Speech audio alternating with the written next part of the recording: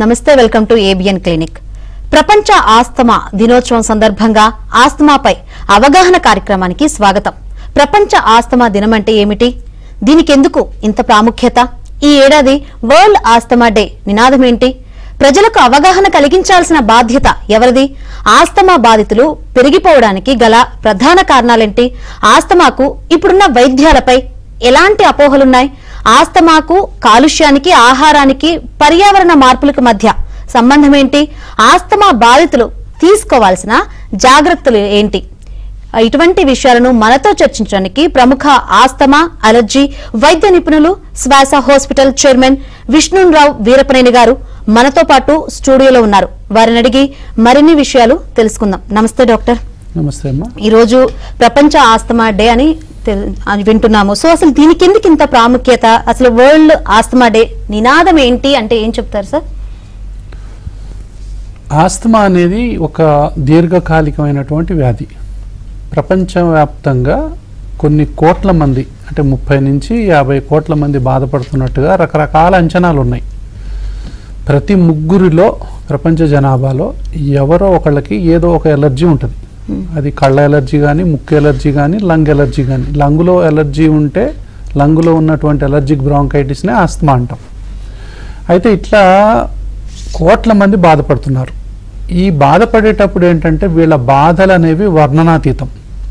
ఎవరైతే ఈ అలర్జీ ఆస్తమాతో బాధపడుతుంటారో, అంటే ఏంటి, చీటీ మాటికి జలుబు చేయటం, దగ్గు రావటం, ఆయాసం రావటం, ఏ పని చేసినా ఆయాసం రావటం, ఏదో ఒకటి పడకపోవటం, నైట్ పూట నిద్ర రాకపోవటం, చదవలేకపోవటం, స్కూల్కి వెళ్ళలేకపోవటం, అంటే పసిపిల్లల నుంచి మొదలుకొని పండు ముదుసలి వరకు వాళ్ళ జీవితాలని వేధిస్తూ ఉంటుంది ఈ సమస్య. ఎంత వేధిస్తుందంటే కొంతమందిలో అసలు ఎందుకు ఈ బతుకు, ఒకేసారి పోయినా బాగుండు కదా అన్నంత వేదన కలిగిస్తుంది ఈ జబ్బు. అయితే ఇది ప్రపంచవ్యాప్తంగా ఈ జబ్బుని డాక్టర్స్లో ఉన్నటువంటి లీడర్స్ దీని మీద అవగాహన లేదు అని చెప్పి 1995లో ప్రపంచ ఆరోగ్య సంస్థ ఆధ్వర్యంలో గ్లోబల్ ఇనిషియేటివ్ ఫర్ ఆస్తమా అనే ఒక సంస్థ, ఆర్గనైజేషన్ తయారైంది. 98లో మొట్టమొదటి నినాదం ఇచ్చింది, గాలి పీల్చే హక్కు అందరికీ సమానంగా ఉండాలి, రైట్ టు బ్రీత్ ఈక్వల్ అనేటటువంటిది. ఆ నినాదాన్ని తెలుగు రాష్ట్రాల్లో మొట్టమొదటిసారిగా మేము తీసుకున్నాం, శ్వాస హాస్పిటల్, శ్వాస ఫౌండేషన్ తరఫున. అంటే ఇన్ని సంవత్సరాల నుంచి కూడా ఈ కార్యక్రమాన్ని ప్రతి సంవత్సరం ప్రజల అవగాహన కోసం నిర్వహిస్తూ ఉంటాం. ఈ సంవత్సరం యొక్క నినాదం ఏమిటి అంటే, ఆస్తమా ఎడ్యుకేషన్ ఎంపవర్స్. అంటే ఎవరిని ఎంపవర్ చేయడానికి, పేషెంట్లని ముఖ్యంగా ఎంపవర్ చేయడానికి, ఆస్తమా బాధితులను ఎంపవర్ చేయడానికి, తర్వాత డాక్టర్లను కూడా ఎంపవర్ చేయడానికి. ఎవరు ఎంపవర్ చేసేది? జీనా, గ్లోబల్ ఇనిషియేటివ్ ఫర్ ఆస్తమా. అంటే లేటెస్ట్ వైద్యంతో వాళ్ళని ఎంపవర్ చేయటం. తర్వాత కంపెనీలకు ఇన్సైట్స్ ఇవ్వటం, అంటే ఇప్పుడు ఉన్నటువంటి మందులు ఏంటి, ఇంకా ఎంత మంచి మందులు రావాలి, అంటే ప్రతి వాళ్ళకి ఆస్తమా కేర్లో ఉన్నటువంటి ప్రతి వాళ్ళకి కూడా ఆస్తమా మీద అవగాహన కలిగించడం. ఆస్తమా అవగాహన అంటే మనం ఏమనుకుంటాం, ఓన్లీ పేషెంట్లకే అనుకుంటాం, కానీ అందరికీ అవగాహన, డాక్టర్లతో సహా, మందులు తయారు చేసే వాళ్ళతో సహా, దాని తర్వాత బాధితులతో సహా, తర్వాత కుటుంబ సభ్యులతో సహా, ఇన్ జనరల్ మొత్తం సమాజానికి. ఏంటి మరి ఎందుకు అంటే, ఇది అందరికీ తెలియాలి. ఎందుకు ఈ జబ్బు ఇంతగా పెరిగిపోతూ ఉంది అంటే, మారుతున్నటువంటి జీవన విధానాలు, పెరుగుతున్నటువంటి వాతావరణ కాలుష్యం, ఈ రెండూ కలిపి మానవ జాతిని ఉక్కిరి బిక్కిరి చేస్తున్నాయి. అంటే నేను ఎప్పుడు ఏంటంటే పేషెంట్లకు అర్థమయ్యేలా చెప్పాలంటే ఆస్తమా అంటే ఏంటి అనేది ఈ బ్రీదింగ్ ట్యూబ్స్ చూపిస్తూ చెప్తుంటాను. ఆస్తమా లేని వాళ్ళల్లో మన బ్రీదింగ్ ట్యూబ్స్ ముక్కు దగ్గర నుంచి కింది వరకు ఈ విధంగా ఉంటే ప్రశాంతంగా గాలి తీసుకుంటాం, వదులుతాం.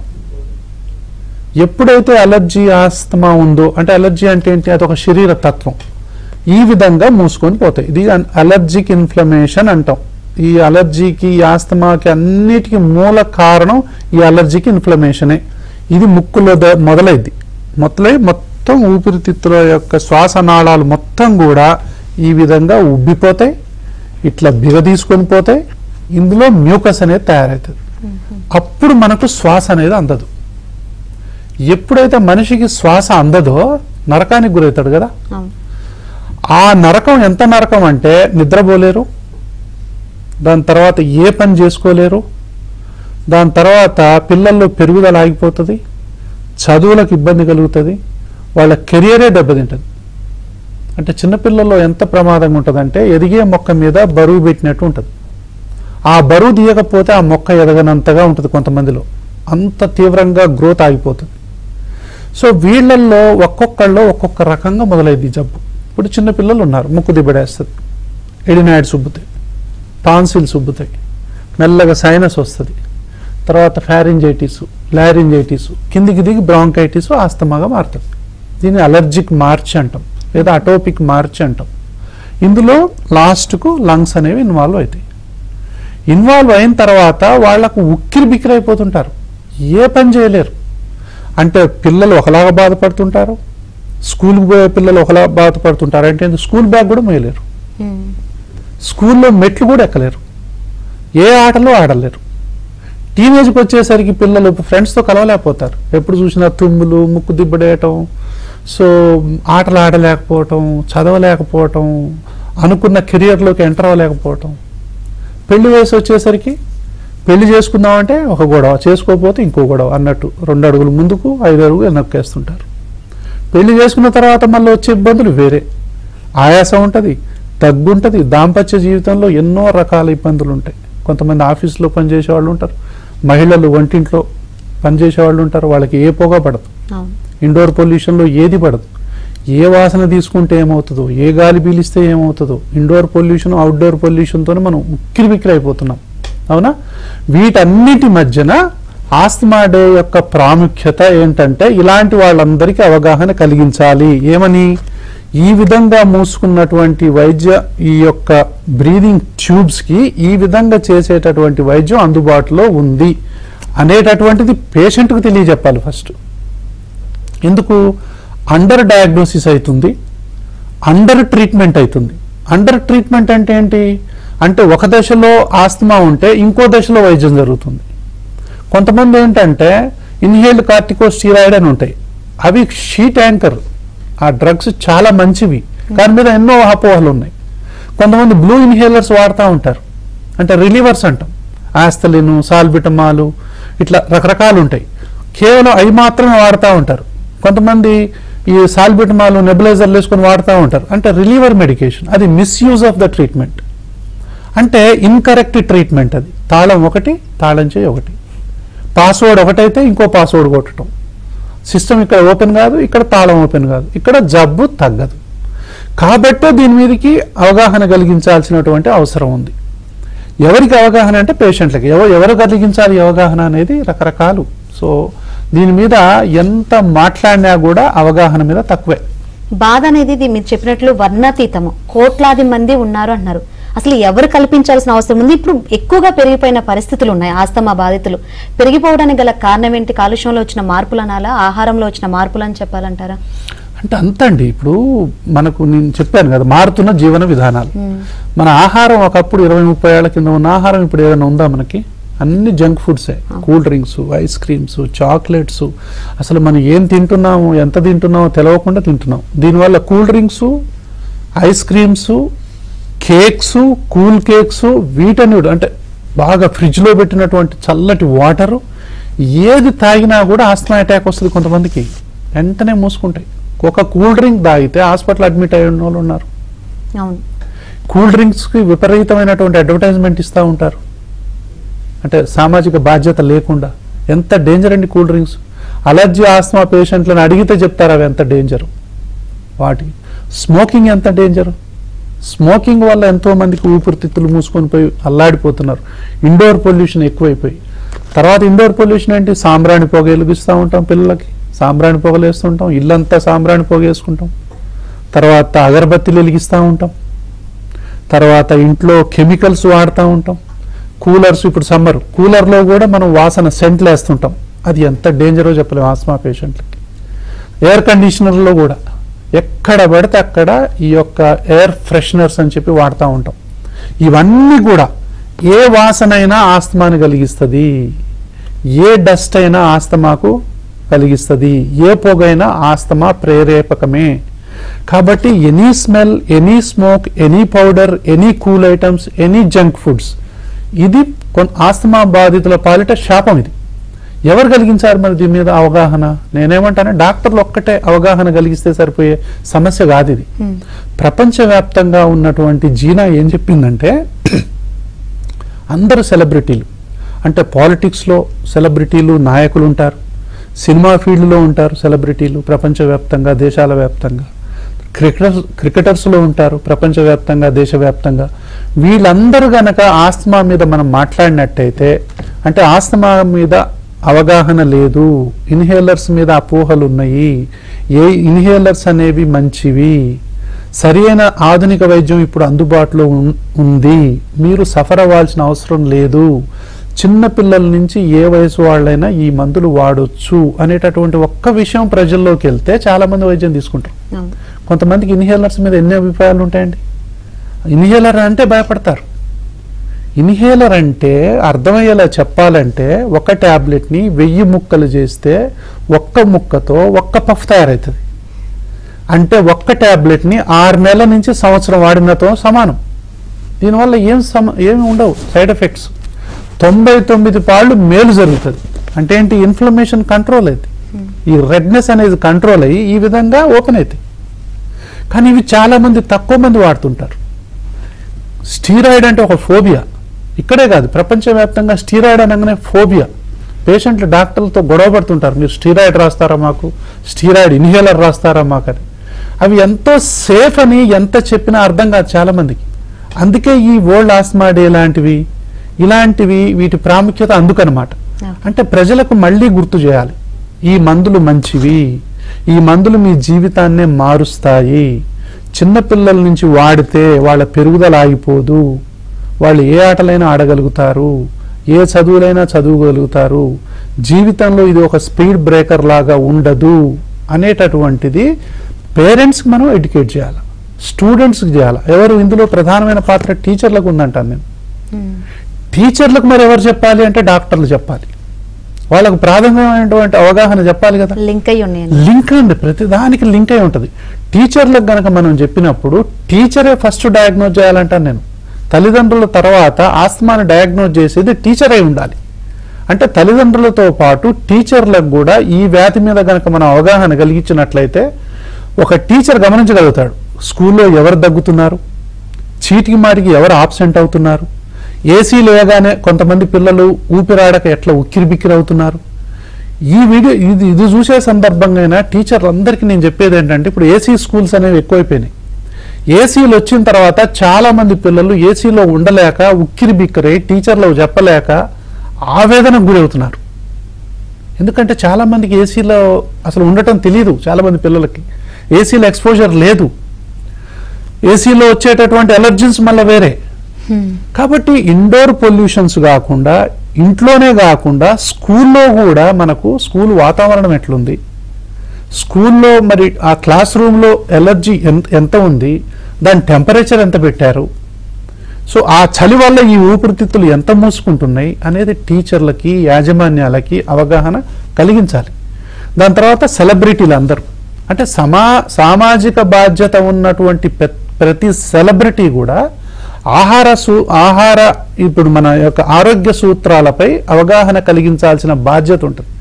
అలా కాకుండా కూల్ డ్రింక్స్ మంచివి, స్మోకింగ్ మంచివి, గుట్కాలు మంచివి, పాన్ పరాగులు మంచివి అని చెప్తుంటే ఏ సామాజిక బాధ్యత ఉన్నట్టు? ప్రజల్ని ఏ వైపు నడిపిస్తున్నాం మనం ఈ విషయంలో?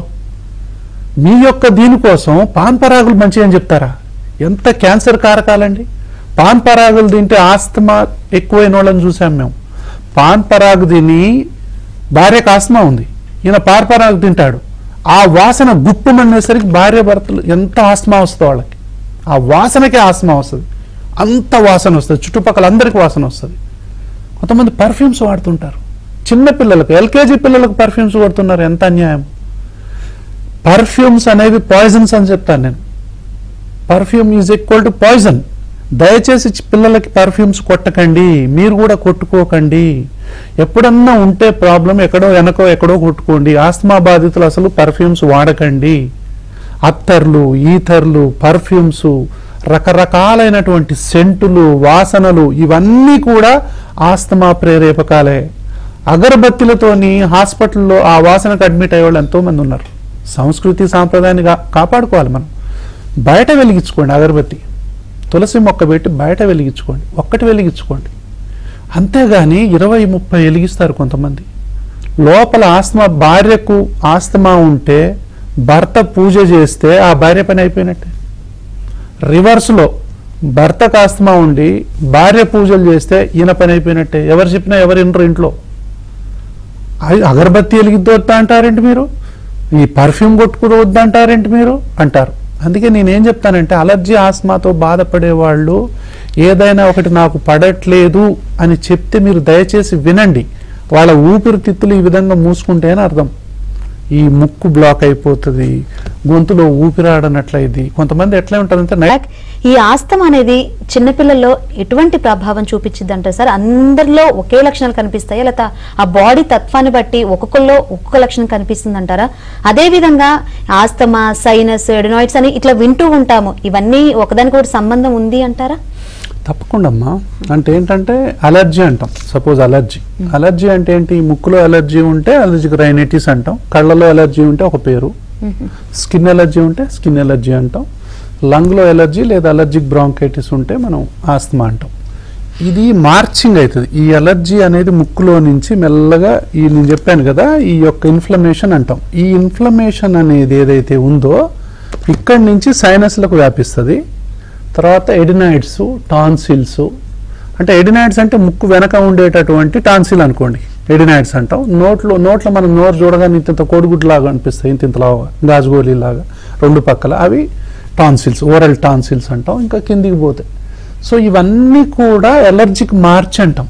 అంటే ముక్కు దగ్గర మొదలైనటువంటి ఈ ఎలర్జిక్ ఇన్ఫ్లమేషన్ ఏదైతే ఉందో, అంటే జీన్స్ ఒక హ్యాండ్, ట్రిగ్గర్ ఇంకో హ్యాండ్. తల్లిదండ్రుల్లో ఎవరికైనా అలర్జీ ఆస్మా లక్షణాలు ఉంటే అవే అలర్జీ ఆస్మా లక్షణాలు పిల్లలకు వస్తాయి. అది అలర్జీ, అదొక చెయ్యి అనుకుందాం. ట్రిగ్గర్ అంటే ఏంటి, రెచ్చగొట్టేది. డస్ట్ మైట్ కావచ్చు, పోలెన్స్ కావచ్చు, ఇంట్లో ఇండోర్ పొల్యూషన్ కావచ్చు, అగరబత్తీలు కావచ్చు, ఇవన్నీ ట్రిగ్గర్స్. మళ్ళీ ఎలర్జెన్స్ వేరు, ట్రిగ్గర్స్ వేరు. ఈ రెండు కలిపి ఎప్పుడైతే ఈ జీన్స్ ఇవి ఉంటాయో ఇవి ఎలర్జిక్ ఇన్ఫ్లమేషన్కి దారితీస్తాయి. దీన్ని ఇన్ఫ్లమేషన్ అంటాం. ఎప్పుడైతే ఇన్ఫ్లమేషన్ ఉంటుందో మనకు ముక్కు కారటం, తుమ్ములు రావటం, ఇదే సైనస్లకు వ్యాపించటం, సైనస్లు బ్లాక్ అవ్వటం, ఎడినాయిడ్స్ ఉబ్బటం, టాన్సిల్స్ ఉబ్బటం, మెల్లగా ఇవి జరుగుతూ ఉంటాయి. ఏమవుతుంది, పిల్లలు నోరు తెరిచి నిద్రపోతూ ఉంటారు.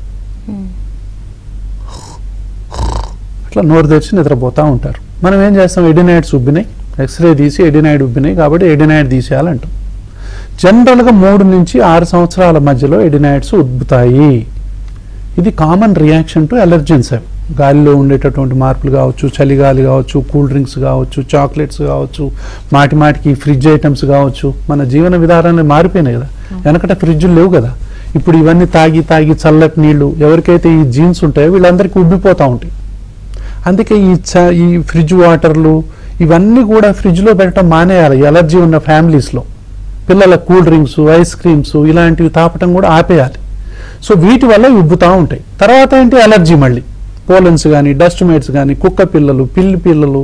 ఇంట్లో అసలు మనం ఇల్లు మొత్తం వేడితో నింపేస్తున్నాం, మొత్తం ఎలర్జెన్సే. మంచి గాలి అనేది ఉండదు, గాలి మొత్తం పొల్యూట్ అయిపోతుంది, ఆ గాలితోని ఉబ్బుతాయి.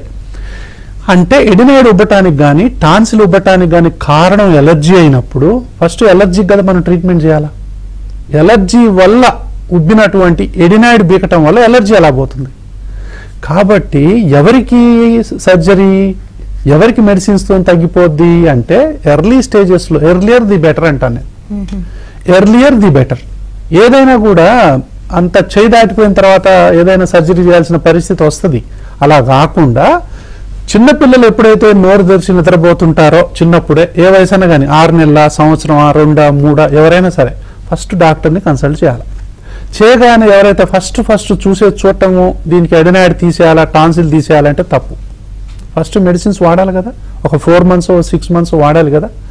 అంటే ఏంటంటే తాళాన్ని బలగొట్టే బదులు తాళం చేపెట్టి తీయటం బెటర్ కదా.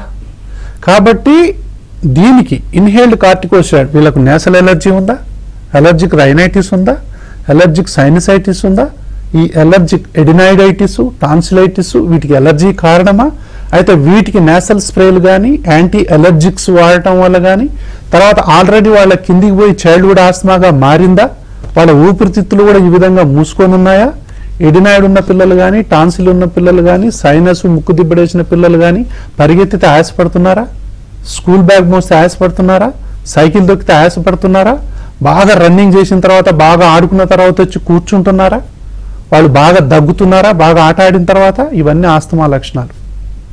ఆస్తమా అంటే క్లాసిక్గా ఆస్తమా రాదు. ఎడినాయిడ్ ఉన్న వాళ్ళకి ఆస్తమా ఉండొచ్చు, టాన్సిల్స్ ఉన్న వాళ్ళకి ఆస్తమా ఉండొచ్చు, సైనస్ ఉన్న వాళ్ళకి ఆస్తమా ఉండొచ్చు. ఇది వన్ ఎయిర్వే వన్ డిసీజ్ అంటాం. ఇది మన పీస్లో మనం ఉండదు. మన జబ్బంతా ఒకటే బాడీ, మన యొక్క బాడీ అంతా ఒక యూనిట్లో ఉంటుంది. అన్ని ఇంటర్ డిపెండెంట్, ఒకదాని మీద ఒకటి డిపెండెంట్ అయి ఉంటాయి. టాన్సిల్ ఒక్కటే సపరేట్గా దానికి జబ్బు రావటం ఉండదు, ఎడినాయిడ్ ఒకటే సపరేట్గా జబ్బు రావటం ఉండదు. ఈ మార్గంలో ఆ యొక్క స్టేషన్స్, ఎడినాయిడ్ అనేది ఒక స్టేషను, టాన్సిల్ అనేది ఒక స్టేషను, ఈ లంగ్స్ అనేది ఒక స్టేషను. ఈ అలర్జిక్ ఇన్ఫ్లమేషన్ అనేది ఎక్కడైతే స్ప్రెడ్ అవుతుందో ఐజీఈ మీడియేటెడ్ అలర్జిక్ ఇన్ఫ్లమేషన్ అంటాం. ఈ అలర్జిక్ ఇన్ఫ్లమేషన్ కొంతమందికి ఏంటంటే సైనస్లు పైన ఫ్రాంటల్ సైనస్ ఉంటుంది, స్పీనాయిడ్ సైనస్ ఉంటుంది, విపరీతమైన తలనొప్పి ఉంటుంది, అది మైగ్రేన్ అని చెప్పి వైద్యం చేయించుకుంటారు. కొంతమందికి ముక్కు బ్లాక్ అయితే చెవిలోని చీము వస్తుంది, చెవిలో ఏదో చిన్న ఆపరేషన్ చేస్తూ ఉంటాం. అలర్జిక్ రైనైటిస్ని మనం ట్రీట్ చేయకపోతే ఈ జబ్బు 30 జబ్బులకు దారితీస్తుంది. ఫస్ట్ ముక్కు వల్ల 30 జబ్బులు వస్తాయి. ఇది గురకకు దారితీస్తుంది, నోరు తెరవటానికి దారితీస్తుంది, ఎడినాయిడ్స్ ఉబ్బటానికి, టాన్సిల్స్, సైనస్, ఇన్ని జబ్బులకు మూల కారణమైనటువంటి ముక్కులో ఉండేటటువంటి ఈ అలర్జీని ఎంత తొందరగా మనము మెడిసిన్స్తోని చేస్తే అంత మంచిది. ఈ ఫ్యామిలీలో ఎవ్వరు కూడా అగరబత్తీలు వెలిగించటం కానీ, చిన్నప్పుడు పిల్లలకు సాంబ్రాణి పొగలు వేయటం కానీ, పర్ఫ్యూమ్లు కొట్టడం కానీ, ఇంట్లో ఎలాంటి వాసనలు కానీ, కుక్క పిల్లలు కానీ, పిల్లి పిల్లలు కానీ, పావురాలు, చిలకలు, కుందేళ్లు, ఒకటి కాదు రెండు కాదు, ఇల్లు మొత్తం పొల్యూషన్ చేసుకుంటున్నాం. ఈ అలర్జీ ఉన్న ఫ్యామిలీస్లో ఇవన్నీ కూడా వాళ్ళ యొక్క ఊపిరితిత్తుల వాయునాళాలని, ముక్కుల్ని ఇవన్నీ మూసేసే ఉంచుతాయి. కాబట్టి వీటి పట్ల మనం అందరం అవగాహన కలిగించుకోవాలి. నరకానికి గురవుతారు. అంటే తల్లిదండ్రులు ఎన్ని హాస్పిటల్స్ తిరుగుతారంటే కొంతమంది 20-30 హాస్పిటల్ తిరుగుతారు. సర్జరీ అనగానే కొంతమంది వారం రోజులు నిద్రపోయిన వాళ్ళని చూశాను. భయపడతారు. సర్జరీ అంటే పిల్లలు నిద్రపోయిన వాళ్ళు వచ్చి ఏడుస్తారు. సర్జరీ ఏం సార్, ఎక్కడ సర్జరీ సార్, ఎందుకు సార్ సర్జరీ లేకుండా కాదా సార్ అంటారు. నేనేమంటానంటే 100కి 90 నుంచి 95 మందికి ఎడినాయిడ్స్ కానీ టాన్సిల్స్ కానీ సర్జరీ చేయాల్సిన అవసరం తొలి దశల్లో ఉండదు. ముఖ్యంగా 6 సంవత్సరాల పిల్లలకి ఎన్ని వైద్యాలు చేసినా, ఎంత చేసినా, చెవిలో చీము గారుతుంటే, నోరు తెరిచి నిద్రపోతుంటే, ముక్కు విపరీతంగా కారుతుంటే, చీటికి మాటికి జ్వరం వస్తూ ఉంటే, అప్పుడు అంటే నేనేమంటా, ఒకటి అంటే ఫస్ట్ కన్సల్టేషన్ తీసుకోండి, అవసరమైతే సెకండ్ కన్సల్టేషన్, థర్డ్, ఫోర్త్ కూడా తీసుకోండి. కానీ సర్జరీకి అంత తొందరగా చిన్నపిల్లలు అయితే కనుక ఇది చేయకండి. ఒక 5 నుంచి 10% కేసుల్లో ఎన్ని హాస్పిటల్ మారినా, ఎంతమంది డాక్టర్లు ఇది చేసినా కూడా తగ్గకపోతే అప్పుడు కొంతమందికి చేయాల్సిన అవసరం ఉంటుంది, ఖచ్చితంగా ఉంటుంది. ఎవరికి చేయాలనేది పాయింట్. 100 మందిలో 5గురు చేసే కాడ 95 మంది చేస్తా అంటే అది కరెక్ట్ కాదు కదా. వాళ్లకు మెడిసిన్స్ ఉంటాయి అనేటటువంటి విషయాన్ని ఇప్పుడు డాక్టర్లు అందరూ చెప్తున్నారు. 1 ఎయిర్వే 1 డిసీజ్ అని చెప్తున్నారు అందరూ.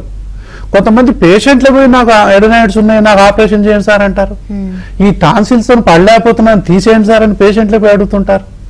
సో సరి అయిన డాక్టర్ని సంప్రదించారా, సరి అయిన డయాగ్నోసిస్ జరిగిందా, మీ ఇంట్లో ఉండేటటువంటి వాతావరణం ఏంటి, అసలు మీకు మొత్తం మీద ఇది అలర్జీ అని మీకు రుజువైందా, ఆస్తమా కూడా దాంతోపాటు ఉందా లేదా, మొత్తం హోలిస్టిక్ ట్రీట్మెంట్ అవుతుందా లేదా అనేది చాలా చాలా ఇంపార్టెంట్. ఇవి తెలుసుకోకుండా ఏదో ఇది చాలా మందికి ఎడినాయిడ్స్ చేసుకొని, టాన్సిల్ చేసుకొని, సైనస్ చేసుకొని, ముక్కాపరేషన్ చేసుకొని మళ్ళీ వస్తూనే ఉంటారు.